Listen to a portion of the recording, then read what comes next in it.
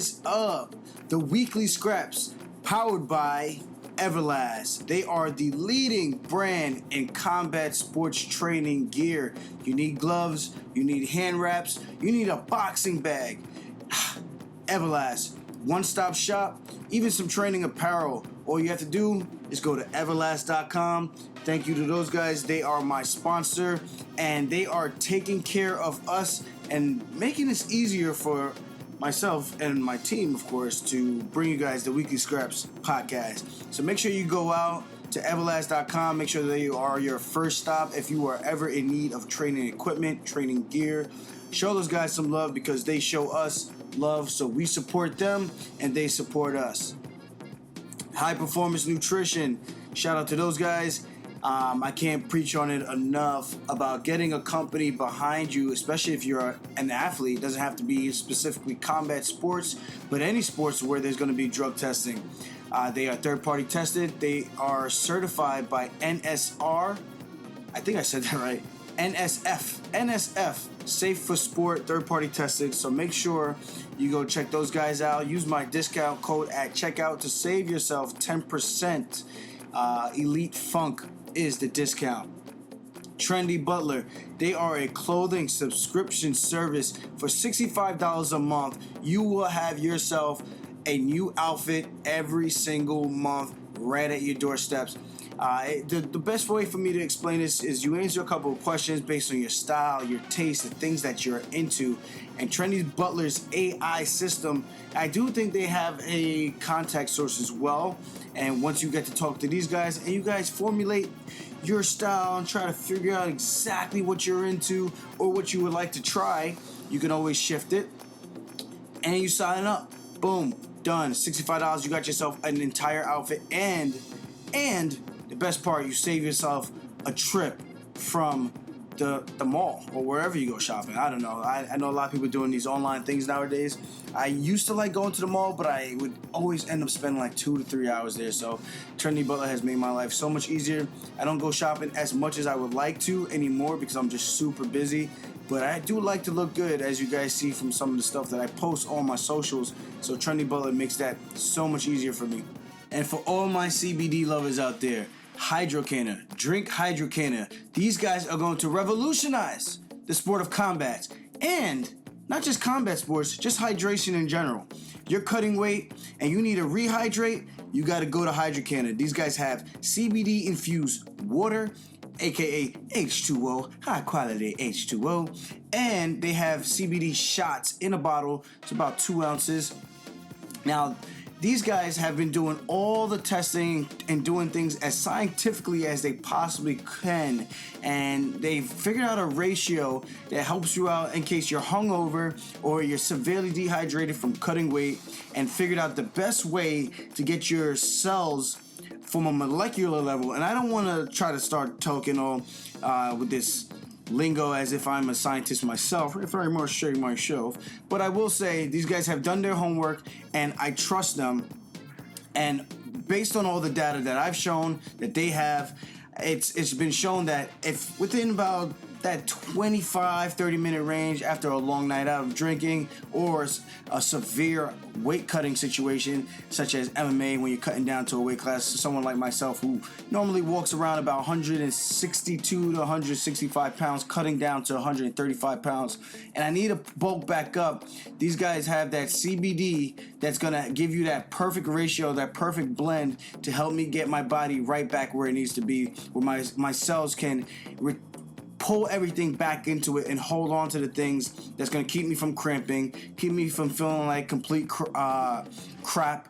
And the best way to make sure that I have the best optimal rehydration that I could possibly have.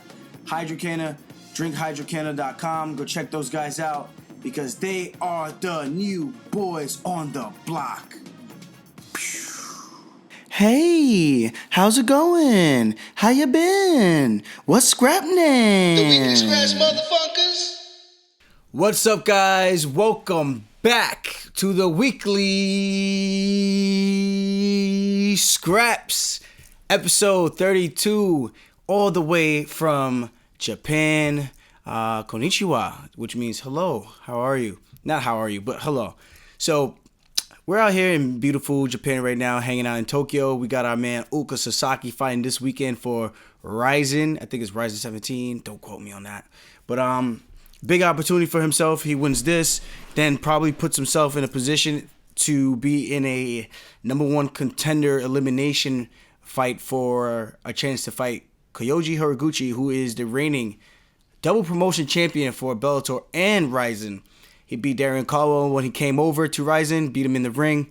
Then they brought him over with Scott Coker for Bellator, and they thought the cage might have been a little bit different, but the only thing that changed with that was holding your opponent against the cage longer and still doing no damage.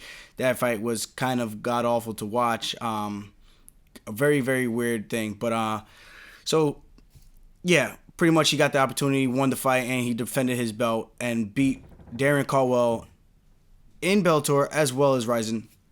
And now here he is, the reigning champ, two promotion, double champ. Different kind of double champ, not two weight classes, double champ for two different big promotions in what we would consider one of the major league players, as in Ryzen and Bellator. So Uka's got a big opportunity on his hands this coming weekend, and I'm looking forward to it. And I'm going to be in the corner, be one of those extra guys in there giving some advice, and hopefully we can bring this one all the way home.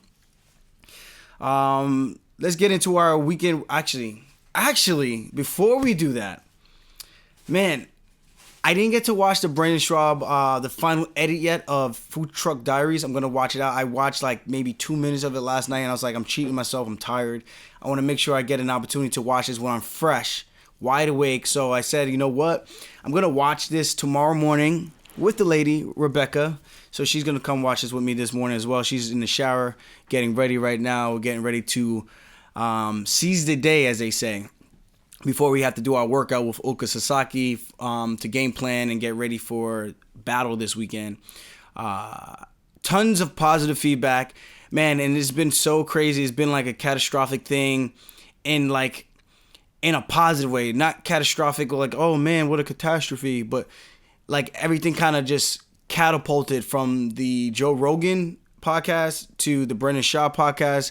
And not even a podcast, the show, Food Truck Diaries. Everyone loved it. And I got a lot of people who actually reached out to me to say they enjoyed this more than the Joe Rogan podcast, which was kind of crazy to me because it was such a different type of interview style for both. I mean, one was more about food, hanging out, shooting the shit with the bro, Brendan Schaub, and the other one was, real life things with Joe Rogan. And I think a lot of people were able to empathize and relate to a lot of the things I was saying on the Joe Rogan podcast. But either way, still great positive feedback. I'm super happy about it, and I can't wait to watch the full thing. So if you guys haven't watched it, full link is in Brendan Schaub's Instagram page right now, or you can go to YouTube and just type in Food Truck Diaries, and boom, right up there, you're going to see your boy. Not with the big chain. I'm going to have the small chain on with the green glasses. And have fun. Let me know what you think. And I've also had a lot of requests for people saying that they wouldn't mind doing my fight week training vlog videos, which would be cool. But now I got to kind of sift through all these applications, if you would, and see who fits the mold the best in terms of practicality from a financial standpoint, and practicality in terms of people's location and whether or not they can get there, or if I'm gonna have to shoot it and then send it over and try to see how all this is gonna work. But either way, we're gonna figure this out and keep delivering you guys high quality content one way or the other, because I'm a one-man army and there's only so much I can do in 24 hours of the day, especially while you're training, cutting weight. It gets very, very draining to want to, or should I say, to have the energy to do all those things before a big fight opportunity. And the next fight is a title fight. As we call it, Champ Camp. So I want to make sure it's not set in stone yet. Let me not put that in the, we got room service.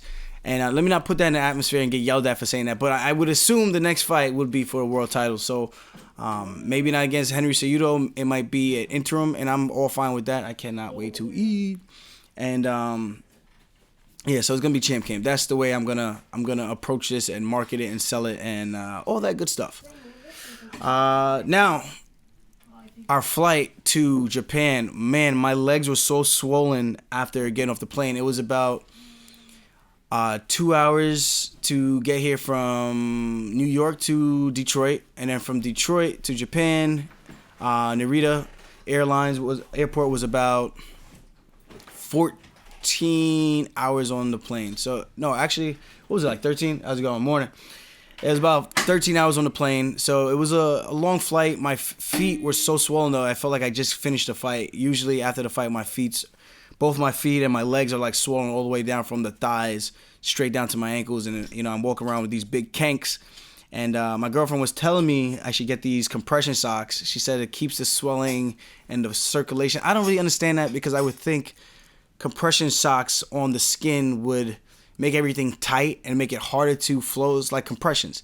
That's why we wear compressions when we compete, so that you can keep everything together under there.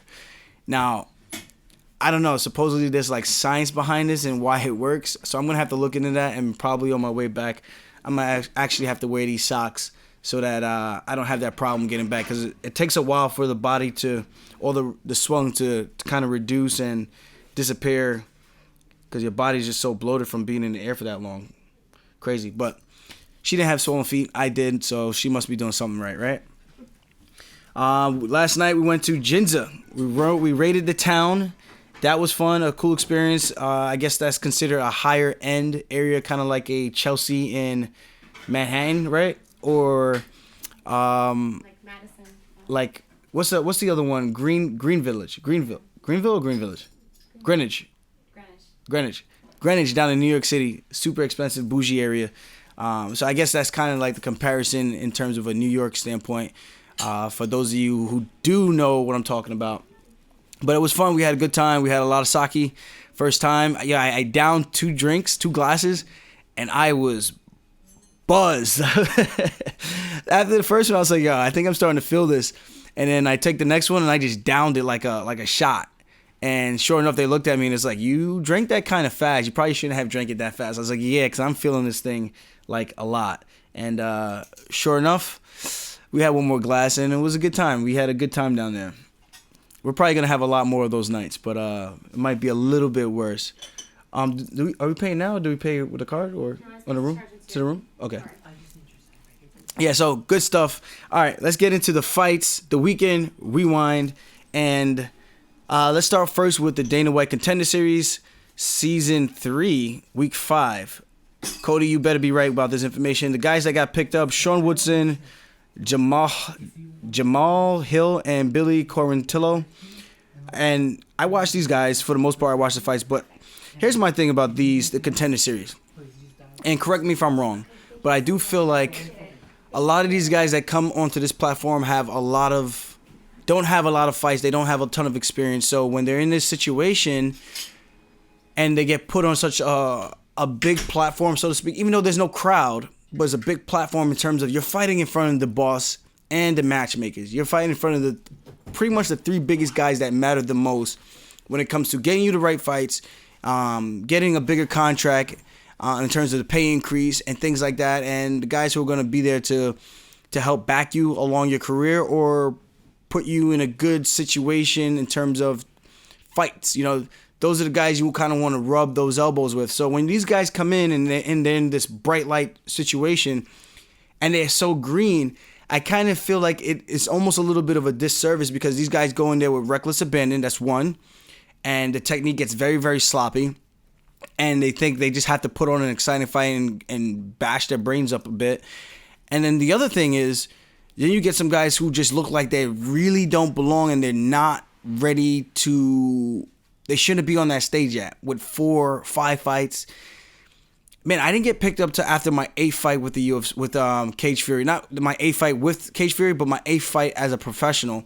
And I was told I wasn't ready yet. And I finished the guy in a minute and about 30 or 40 seconds in the very first round. And this guy was a black belt, Joe Roberts. He schooled me about a couple years before that fight in a Bellator tryout. Schooled me. Had me in submission after submission after submission. I'm just defending. And it was only 2 minutes, so I didn't get to showcase anything. Just that I can survive.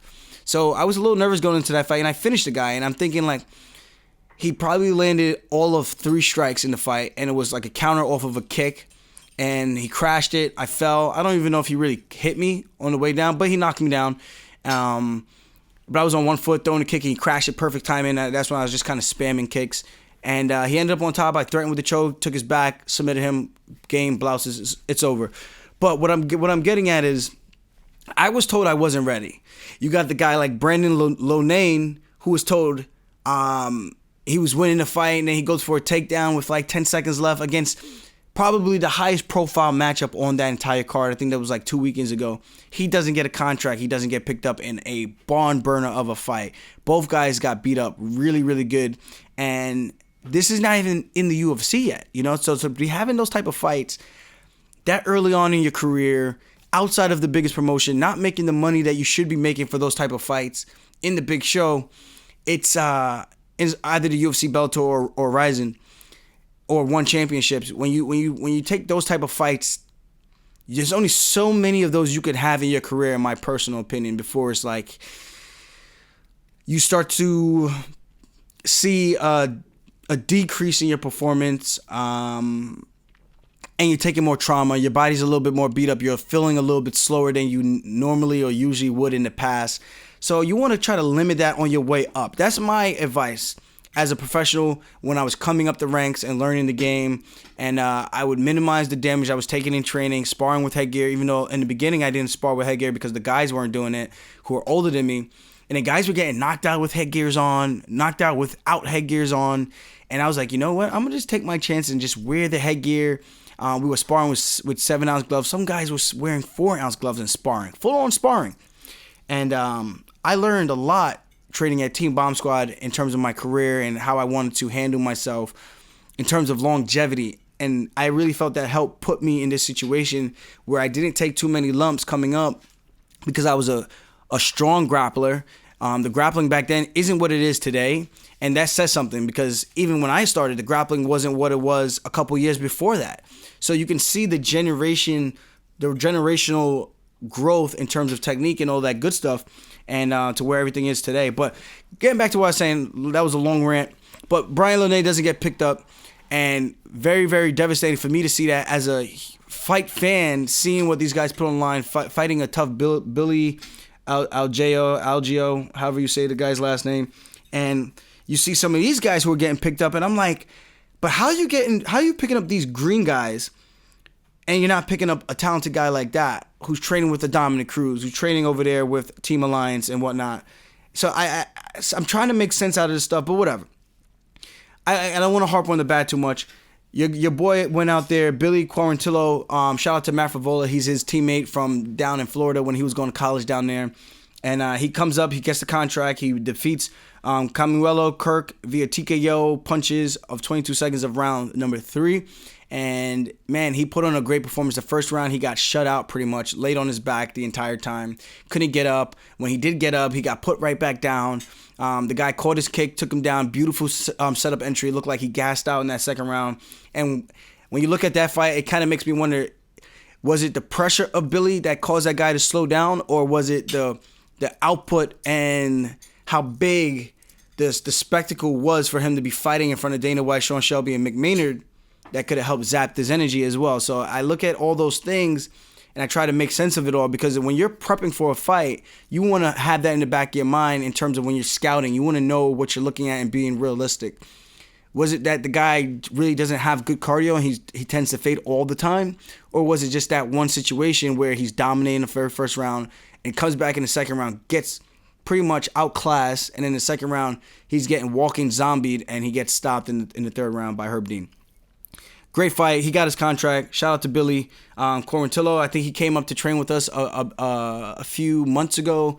I don't think I was around when that happened, but a friend of Matt Favola's is a friend of ours, a friend of a friend. You know, they're my friends as well. So good job on him.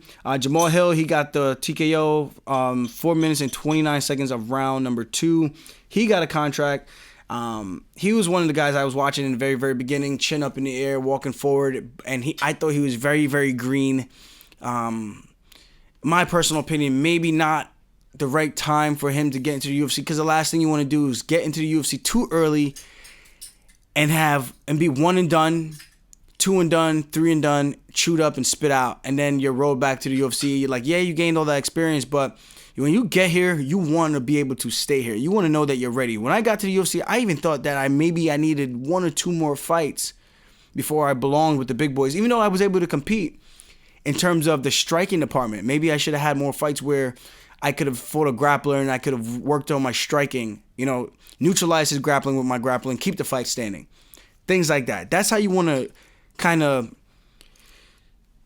schedule out the trajectory of your career in terms of your experience and your growth. That's that you want to do. You want to be smart about your opponents and not just jumping into any fist fight. Even though fighters fight is the famous quote, but at the same time, you want to look out for your career. Are you in this just to fight whoever and possibly become a journeyman and take the long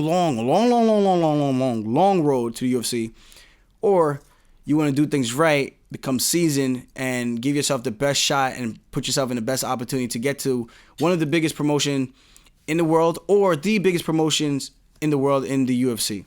So it really depends on perspective. Pretty much after that, I stopped watching, so I didn't really watch the rest of the fights on the Contender Series. But I know another guy got the contract, Sean Woodson, so maybe that fight will be, flying knee in the second round. So I'll probably have to go check that out.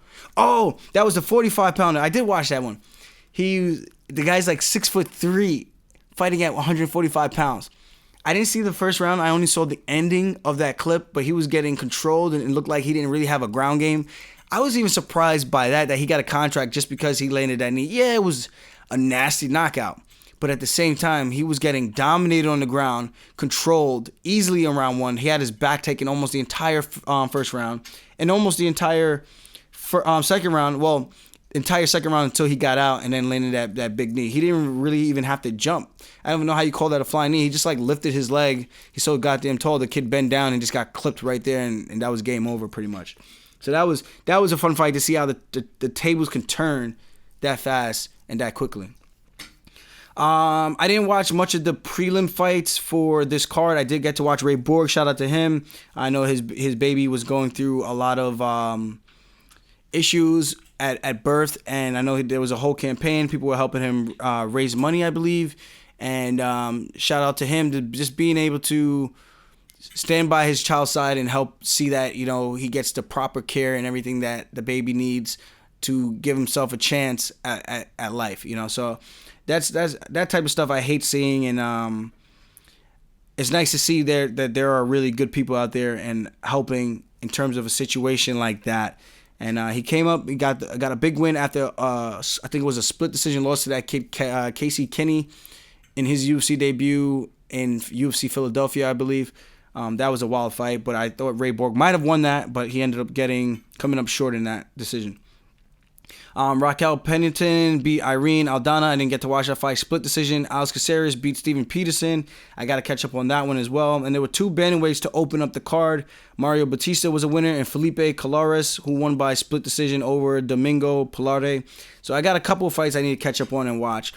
First fight on the main card, Andre Arlovski defeats Ben Rothwell. I thought Big Ben would get it done, just having all the time off from his suspension and whatnot, and believing that Arlovski probably have seen his best days and they are now behind him. But once again, he proves the naysayers wrong, and that was a big win for him, especially from before. I think he was coming off of like a 3-fight losing streak or something like that. So for him to come back and get a win over Ben Rothwell is huge. He's been around the block, former UFC world champion, and I'm excited to see what's actually next for him and to see how long this guy can really keep fighting, keep competing with some of the best guys in the world in the UFC heavyweight division. The next fight, lightweight Alexander Hernandez. He wins over Francisco Trinaldo 30-27, 30-27, 29-28. That fight was really wacky. After the Cowboy Cerrone fight and Hernandez lost, it seemed like he lost a lot of his aggressiveness in that fight, and it was super odd. I didn't really know how to score it. I couldn't really tell who was winning. I wasn't mad either way, but I didn't think it was a 30-27. And this is where the fights get weird and the scoring system gets weird, because a fight in a round could be so close, but a 30-27 suggests that the guy pretty much won the entire fight and it wasn't close whatsoever. And I know they're judged by rounds, but when you look at the fight per round, it wasn't like that. That doesn't tell the whole story of the fight. It was a lot closer than what a lot of people may think if they didn't watch the fight. But I think a lot of people were upset about that and were kind of giving Hernandez some shit about his performance. But he got the job done. He got the win. He's back in the win column after a pretty bad stoppage from Donald Cowboy Cerrone. And now he's bouncing back, and see how he progresses throughout his career. It seems like he's now willing to go the distance of a fight. He has the cardio to do it. And I think that might have been the mental block for him and trying to get guys out of there and gas himself out like he did in the Cerrone fight. Even though he was getting beat up with those knees to his body, that definitely takes a toll on you. But I think him having that mindset of I'm going to go in there and just finish everybody, I think that probably played a big factor in that, knowing that Cerrone just kept coming forward and he wasn't able to land the shot that was going to stop him, his forward progression, and eventually that was the beginning of the end in that second round.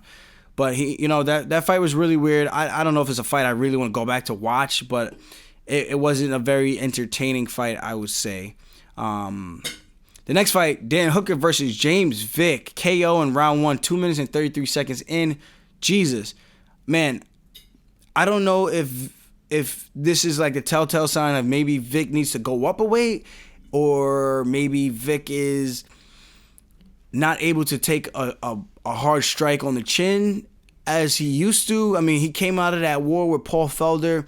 He got knocked out by Justin Gaethje pretty bad in that first round, and now this one, a pretty nasty knockout from Dan Hooker as well. And I like Vic. He's a good friend of Al's. We've hung out a few times whenever we see each other at the fights, and I never like seeing someone get hurt like that, and it kind of sucks, man. And I know Dan Hooker. Congrats to him. He got it done. He got the win over a pretty reputable name, and I saw that he was calling Ally Quinta out, and Ally Quinta tweeted back out that he loves Down Under, which is Australia for people who do not know. And he's willing to take a trip. And just so you guys know, if he's going to Australia, we're going back to Australia, oi, oi, oi, with the Aussies. So I'm excited about that. If that matchup does materialize, we're going to see what happens, because I'm not actually sure if that's a fight that the matchmakers are willing to do, because that's a big step up for Dan Hooker. Even though when he does win, he puts guys away. He had that one loss to Edson Barbosa, and he showed how tough as fuck he can be. Spinning back kicks, spinning wheel kicks, leg kicks, body kicks. He took everything that Edson Barbosa could throw at him before the very final shot that just crumbled him at the end. But good job to him. That's going to be a fucking mad fight if he does go out to Australia to fight Dan Hooker in October. We'll see what's going to happen and what's in the future for both those guys. Next fight, Greg Hardy defeats Juan Adams, TKO 45 seconds in the first round. Juan Adams shoots in. I don't know why he shoots in, but he doesn't move. And as he's down there, he's getting clipped. He's getting hammer fist. And that's a big boy to be throwing those punches. He could generate a lot of power. As much as I'm not a big Greg Hardy fan, I have to respect that his power is insanely ridiculous. And he touches you, more than likely is going to be lights out. I thought the same for Juan Adams. If he could land on him first, I thought the fight would have been over. And I think he gets a lot of shit still, Greg Hardy does, because of the whole domestic violence thing. And it doesn't seem like, I know he apologized for it, but he's still, sometimes I feel like his post-fight antics and some of the stuff he says still shows that he has like that disturbing mentality, which seems, I feel like he might be a little off in there. I'm not sure, but it just sometimes, that's the thing about social media, and that's the thing about the media in general. When people talk, you only get to hear those few seconds of when they talk to you or talk to the masses, and you get to pretty much formulate a general opinion of what you think about that individual. And I just feel the way he's come across doesn't seem like his past situations are long gone. They still seem like they're buried in there somewhere where they can still come out, and maybe, I don't know, maybe I'm looking too deep into it. Maybe I'm not. I don't know, but that's just the way I feel about it. Great fighter, I think, and he has a ton of potential. I know he said something crazy along the lines of he might be the greatest combat athlete ever at the heavyweight division. I think that's a very far stretch. I think we have to wait and let your career play out a little bit more. He's already taken a loss, which was a DQ, and it was based on just stupidity in terms of him not knowing the rules, and that shows how green he is, and is still kind of like just going out there, kind of street fighting more to say, and just scrapping from every single position. It kind of reminds me of a Deontay Wilder. He swings those bungalows and he connects. It's lights out. So that was a great fight, great win for him. I did think Juan was going to get him, and he didn't. He came up short. And I know he was protesting, pretty pissed, but you have to move in that situation because it looks like you're just taking damage. And at that weight class, those strikes coming to your head are big, and they do a lot more damage than sitting there at 125 and 135, 145 even, and getting clapped in that position. So you gotta really get down there, move. Even if you take 1 or 2 strikes, you gotta show that you're still defending yourself. Pull guard or something. Try to regain your wits or come back up to your feet and circle. Walt Harris defeats Oleksiy Oleinik via punches 12 seconds into round 1. Crazy. He comes out and he throws, I think it was like a flying knee, or like a jumping switch knee. Oleinik like covers, or was it a jump kick? He covers, I'm trying to remember exactly how I remember seeing this. He covers and he throws like, I think it was the left hand that hits him behind the temple and just sits his ass down. 12 seconds into the very first round, very quick. That's 2 knockouts back to back to back.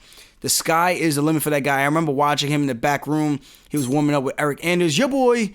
And like I said this in the podcast before, it was fun to watch, and I thought that maybe he was doing too much at the heavyweight division where he might slow down if the fight like hit the ground or something like that. But he went out there and just steamrolled 2 guys in a row now. So I'm super excited and pumped to see who the UFC is going to give this guy next. I think he cannot be denied now.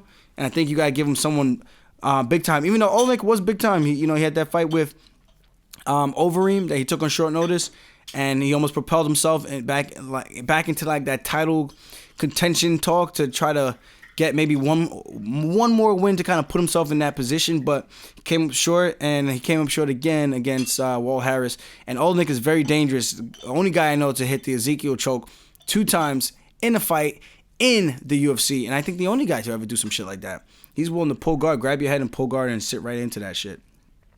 Our main event, Leon Edwards, respect, you done know, Virgin, bop, gunshot, you didn't know, we did that. He beats RDA, Rafael Dos Anjos, 50-45, 49-46, 49-46.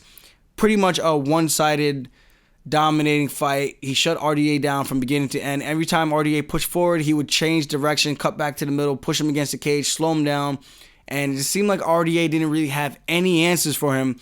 I was hoping that maybe he would try to pull guard to make the fight interesting, to see if maybe he can get like a sweep or something. But he just seems like when he's fighting these guys at the upper echelon of 170, not Neil Magny. Neil Magny is just really, really tall, but he's not like the most physical, commanding guy when he steps into that octagon. Leon Edwards is a big guy for 170. Kamaru Usman is a big guy for 170. Even Tyron Woodley, he's not the tallest, but he's thick. He's a wide guy for 170. Darren Till, wide guy, big guy for 170. People even say he should be up at 85 for the longest time now. So when you look at these matchups, and Colby Covington, Colby is the only guy that I think RDA has lost to. I could be like, that was like closer to his size than all the other guys he lost to at 170. Everybody else just seems to be a little bit too big.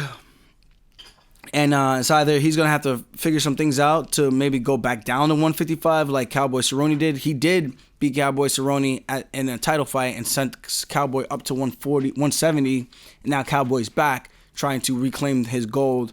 Trying to capture UFC gold at 155. We'll see if that's going to be in the cards for him in the future, pending his next fight with Justin Gaethje.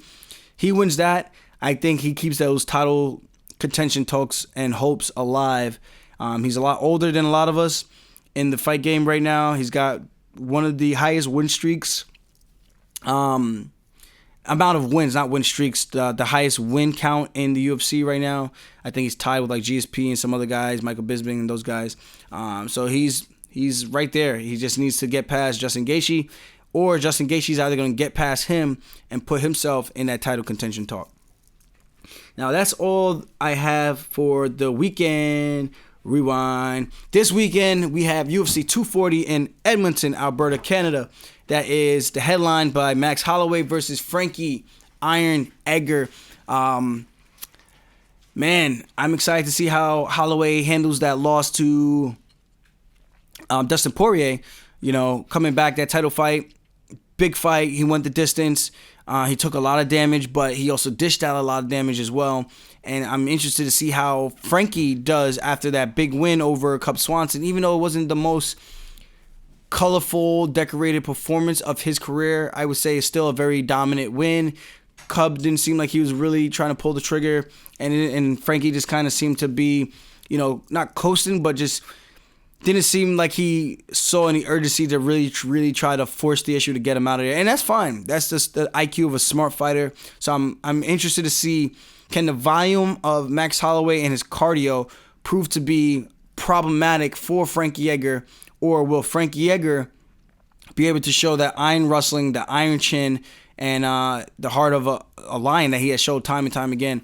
Now, I mean, I think the only time he's ever been knocked out was against Brian Ortega, and Max Holloway did pretty much have a one-sided fight against Brian Ortega. And, so I know you can't do MMA math, but this is a very fun fight, I think, for a lot of people. And a lot of people are interested to see what's going to happen in this one. Let's go into our What's Scrapping in news real quick. I just want to touch base on some things. Shout out to, not even shout out. Shout out to the family of Maxim Dadashev, who died Tuesday morning as a result of brain injuries suffered during an 11th round knockout loss to Subrio Mateus on Friday night at the MGM National Harbor in Oxon Hill in Maryland. He was only 28 years old. The fight was live on ESPN. I saw the clips, his cornerman pleading with him, imploring him to stop fighting and allowing him to be okay with him throwing in the towel. And that was tough to watch, man. As fighters, sometimes it's very, very tough for us to even save it's tough for us to save ourselves from ourselves. Sometimes we could be our worst enemies and trying to push through things that we should not be pushing through. And it's just the heart of a fighter sometimes. And you hope to never see these things. And it really sucks. I saw Cody Garbrandt put out a nice tweet about it. Ari Helwani, John Jones, Khabib Nurmagomedov. There was a lot. It was floating around a lot, and it was really nice to see the MMA and boxing, the combat sports community come together as a whole and send their condolences to a fighter who left it all out there. And the heart of a warrior, the heart of a lion. And sometimes you got to know when enough is enough and when you should live to fight another day. And that was one of those situations. And that really hit home for me. And I always told myself, like, if I ever get into a barn burner type of fight like that, I would never quit. I'm going to be there the entire time. But then when you see stuff like that, it really makes you want to second guess pushing your body to those limits, because you never know. I know I do love the sport, and they said, people say, like, you give everything for the sport, but at the same time, there's only so much. And I think that's where you kind of have to draw the line, like your loved ones, your family, your friends, to know when you should pack it in and call it a day, or should I say call it a night, and like I said, live to fight another day, because it's really, really that fine line. We don't know what's going up in there. We don't. Up in the brain. We never know what's going on in there. We just know there's trauma. We know the brain is getting sloshed around, getting smashed and bashed, and to be taking those repeated strikes over and over and over again, it makes you, it opens your eyes, especially as a fighter. Even for me to see this even again, and to see the fight itself, because the other ones I never seen the fights, but for this one I saw the fight, and it's like it sticks out and hits closer to home than anything else. And condolences to the family of Maxim, and hopefully I think a lot of people will take notice to this, and I think coaches as well. I think that coach who was asking for it and was telling the other guy to back him up in there, super commendable. And I hope other trainers take note, and if they ever see their fighter in that situation, a couple $100, maybe a couple $1,000 isn't worth the life of your fighter, your friend, and in most cases, your family. So that's my 2 cents on that. The latest thing with ESPN they have been doing has been the detail by Daniel Cormier. He's been breaking down the career of Conor McGregor and other fighters as well. I haven't watched any of them yet. I have to go through. There's just so much content out there to watch, and I do so much with my day. Sometimes it's hard to get through everything, but I have all these things backlogged, and I'm just chipping at it whenever I can. Just always good to stay in the know and get another fighter's insight who's at the top of his game and the current champ of the heavyweight division and a highly decorated performer, in a Daniel Cormier. So I'm looking to see how he breaks down the career of Conor McGregor as well as Amanda Nunes and all the other fighters as well. News on Jon Jones, the alleged battery issues. Supposedly at the strip club, he was groping some chick and making her sit on his lap and shit like that. I don't fucking know. But this shit, sometimes I have to wonder when I see stuff like that and I see how much money guys have. I have to wonder like, why even take that risk of doing stuff like that where you put yourself in a situation where you could get in trouble? And I can only imagine what his fiance thinks and what she deals with on a constant basis and how she probably gets judged when she goes to different rooms. Even though, your situation is your situation. People can't judge your relationship based on what they see. It's only speculation. They don't know how he treats her. And but you can see what he does on the outside, and that stuff does get back. Clearly, he is freaking Jon Jones. So I can only imagine some of the heartache that she deals with. But my only thing on that is like, damn, John, if you're gonna go out there and fucking do dumb shit, like, at least be smart about it. Like, not doing it with some girl that's like clearly doesn't want you touching her. And just because you're Jon Jones doesn't mean she wants you touching her. And that could be the thing for anybody. You could be Michael Phelps. You could be Tiger Woods. You could be Floyd Mayweather.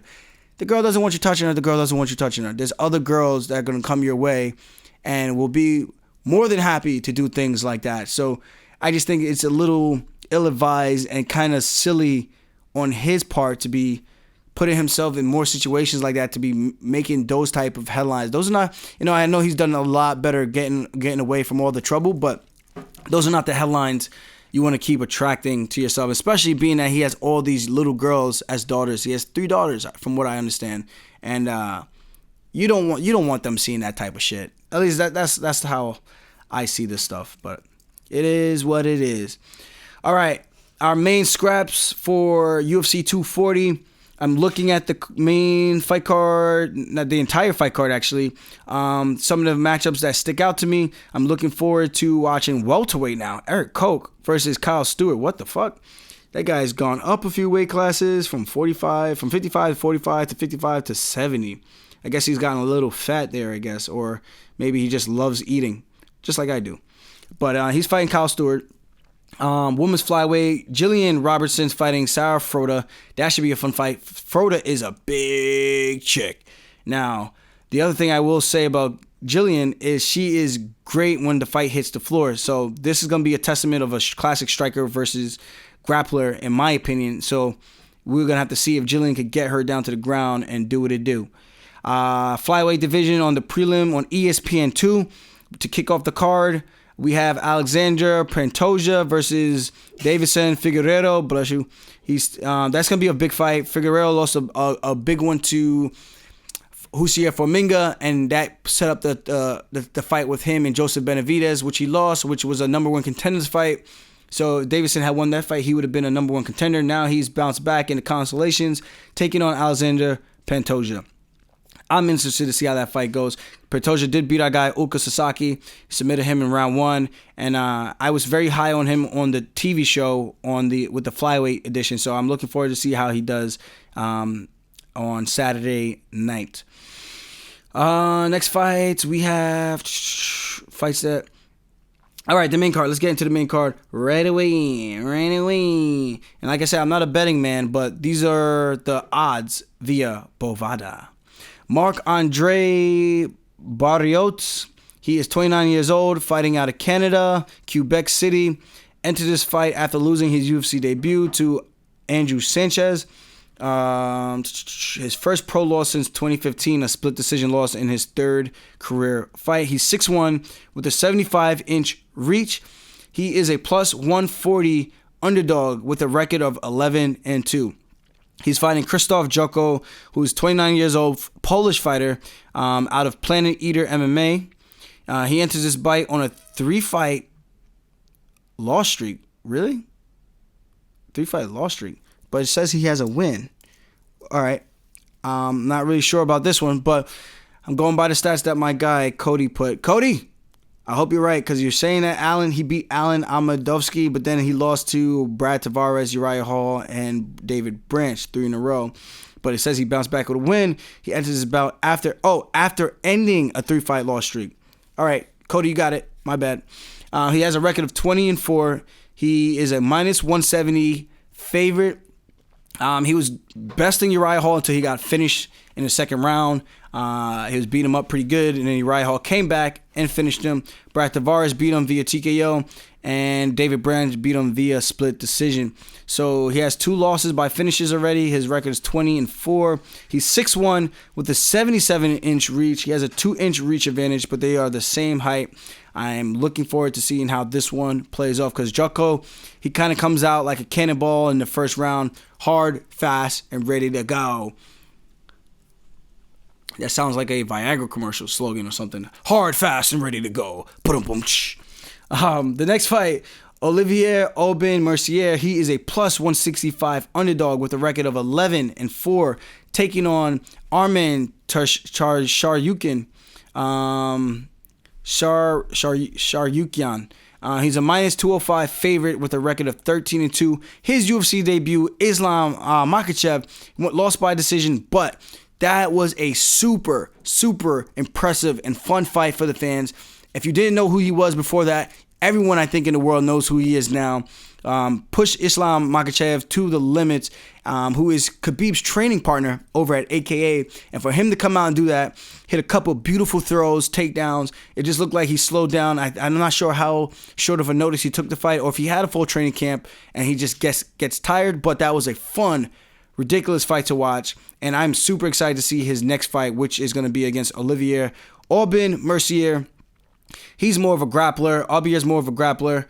He's the Canadian gangster, otherwise known as OAM. He's 30 years old, TriStar product, and he's fighting on his first losing streak of his career. He lost to Gilbert Burns by decision and Alexander Hernandez by decision. Before that, he beat Eric Dunham by knees and punches. That was right to the liver, and he finished him in about 53 seconds of the very first round. He stands at 5'9" with a 70.5-inch reach. Arman, he is 22 years old, Armenian, fighting out of Khabarovsk. Oh my God, I hate butchering these. Khabarovsk MMA in Russia. Enters his bout after losing his UFC debut, his first loss since December 2015, when he lost his second pro fight, with a record of 13-2 currently. He's also 5'9" with a 72.5-inch reach. This is going to be a fun fight. 2 high-level grapplers. Mercier seems to be the guy who likes to grind you and push you against the cage more. Arman looks like he likes the judo arsenal, and I'm looking forward to seeing if we can see some high-flying, what we call a ippon in judo, or a 5-point throw in freestyle and Greco. So I'm looking forward to that and seeing how this fight plays out. Jeff Neal with a record of 11-2. He is a -325 favorite, taking on Nico Price, who has a record of 13-2 with a +250 underdog. So the big odds right here. Nico, he's 29 years old, Floridian, entered this fight with a 5-2-1 record in the UFC, debuting in 2016. He's most known for his KO of Randy Brown via hammer fist from the ground in his guard. Just about a year ago, Randy Brown was in his guard. It was like got stuck against the cage and starts throwing hammer fists. He connects and puts Randy Brown out in a way I've never seen a fighter get put out before in that particular situation, which was super freaky, super eerie, but he got it done. And after that, he lost his next fight to Abdul Razak Al-Hazan, 43 seconds into round 1. And before that, and then after that, he bounced back with a win over Tim Means via punches of 4 minutes and 50 seconds of round 1. He's 6 feet tall with a 76-inch reach, and his opponent has a 75-inch reach who is 5'11", but he packs power. He's coming off of 5 straight wins, losing to Kevin Holland at XKO 30-34. And after that, he won at LFA Bilal Williams via KO of round 1. Then KO over Chase Walden, Dana White Contender Series of round 1. And then Brian Camozzi, rear naked choke of round 1 in UFC Fight Night 126. Then head kick over Frank Camacho. That was a crazy fight. I was on that card. I was in the back room watching that fight when he won via head kick over Frank Camacho, Frank the Crank, of round 2, 1 minute 23 seconds into round 2. And he's coming off a decision win over Bilal Muhammad, who's super, super tough, at UFC on ESPN Plus 1. Jeff Hands of Steel Neal, he's 28 years old, Fortis MMA product and Dana White Contender Series 2017 alumni. Entered this bout not having lost a fight since January 2017 to his alumni, Kevin Big Mouth Holland. He is 3-0 in the UFC since his debut. And like I said, he's 5'11 with a 75-inch reach. And Nico Price is 6 feet tall with a 76-inch reach. Jeff is a minus 325 favorite. And Nico Price via Bravada is a plus 250 underdog. Can the hybrid get it done in spectacular fashion once again? And here we go. Big fight. Chris Cyborg, co-main event against Felicia Spencer.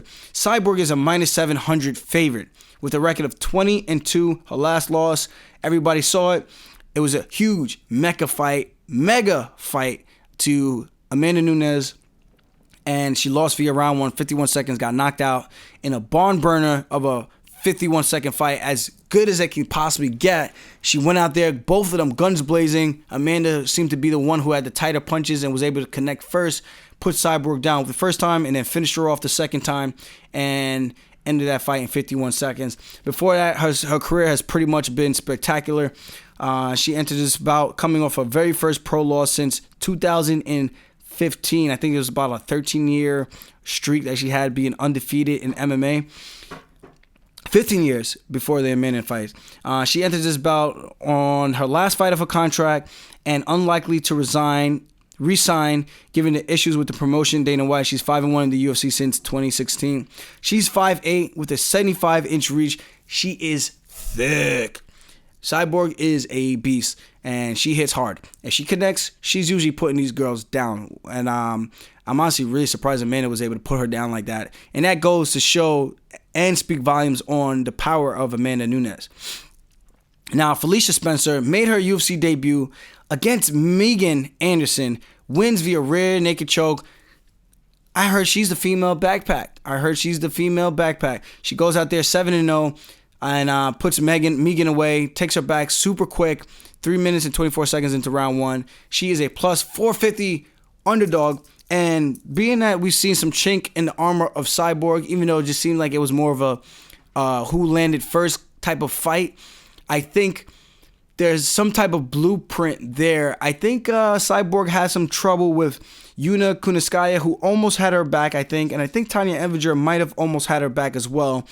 Now, Felicia is a bigger woman. She's not a 35er. She's a true featherweight. And I think if she can get some type of opportunity to close the distance, which she showed she can do against a tall, rangy opponent in Megan Anderson, then I think it shows that there is some really good possibilities that she could go out there and cause some havoc in the MMA universe and shake up the rankings and get a win over the super heralded and tough Chris Cyborg. So I'm super excited to looking forward to this fight.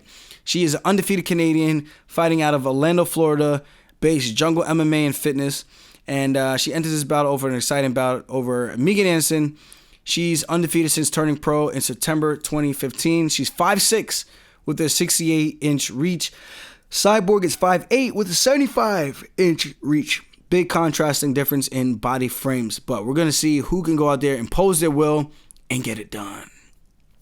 Now, time for our main event of the evening. Introducing first, fighting out of the blue corner, Frankie Iron Edgar, who is ranked 4th in the division. He's a plus 300 underdog with a record of 23, 6 losses, and 1 no contest. He's coming off a win over Cub Swanson. All right, I'm going to stop doing that now. Before that, he lost to Brian Ortega. But before that fight, he beat Yair Rodriguez in a one-sided battering, and he beat Jeremy Stevens to a unanimous decision win. He's 37 years old, fighting out of New Jersey, and he's training under Mark Henry and Ricardo Almeida, former UFC lightweight champion. He's not that big. 55er champion. This shows the difference in how big these 55ers are now. Can you imagine Frankie Edgar fighting Khabib? That would be quite the fight. He enters this bout off nearly 15-month layoff, not having fought since March of 2018 when he fought Cub Swanson. God damn, that's a long-ass time ago. He debuted on UFC 67 in 2007 and is 17-6-1 in the promotion. Almost at that 20-win club. That is so hard to get. I'm hoping I can make that 20-win club. I think I'm at 10 wins right now, 3 losses in the UFC. So I'm right there. I just got to win 10 more fights. That's it. Just win 10 more fights. So UFC kind of give me a little hand here and give me a couple tomato cans, please. Catch that record. He's 5'6" with a 68-inch reach. And fighting out of the red corner, Max Holloway. He is the number 1 ranked reigning defending featherweight champion. He's a -400 favorite with a record of 20 wins and 4 losses, coming off a unanimous decision loss at UFC 236 Holloway versus Poirier 2, and that was in 2019 of March. So not that long ago. In terms of the damage he took in that fight, we're going to see if it really did play a toll or not in this one, because it might be a fast turnaround. I'm a big believer in when you take a lot of punishment, you should give your body a lot of time to recover and recuperate so that you could get ready and be in full strength, full form for the next battle out. But that's just my personal opinion. Even right now, I'm still getting like these shooting nerves when I run my fingers down my calf and down my shin bone on the left side. I can still feel like nerves going, like giving me like this tingling sensation. Really fucking freaky, really kind of crazy. And like I said, I think you should give your body a lot of time. And that's partially my fault. I didn't do a ton of rehab, and I didn't do a ton of ice baths after that either. And I didn't do a ton of icing either. So I'm probably the idiot for that. So that's probably why I'm still like this, and why Max Holloway is back in there already and ready to put on another championship performance against a super tough dude in Frankie Edgar. Before that, he's on a 13 straight win streak at 145 pounds. He had that streak snapped when he went up to lightweight, but that doesn't affect his 45-pound streak whatsoever. He has the most significant strikes in UFC history at 1808.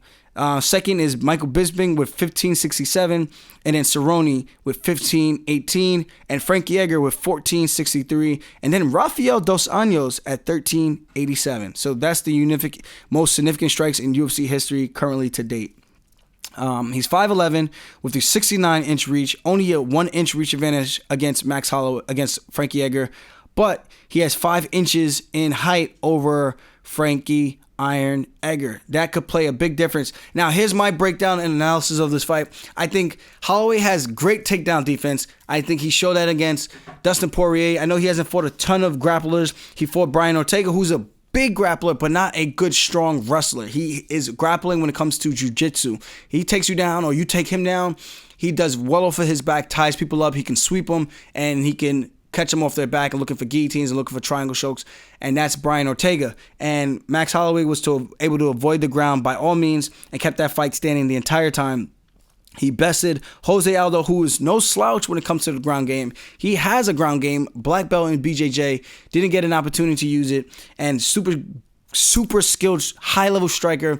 And he's a guy who beat Frankie Edgar twice now. And then he beat Anthony Pettis and Ricardo Lamas. And Ricardo Lamas is a strong grappler, couldn't get the fight to the ground, could not get it done. And then that's when the famous point to the ground, Max Holloway stand in the middle, 10 seconds on the clock, let's bang, motherfucker. And I'm going to give you that Y9 gangster fisticuffs real quick.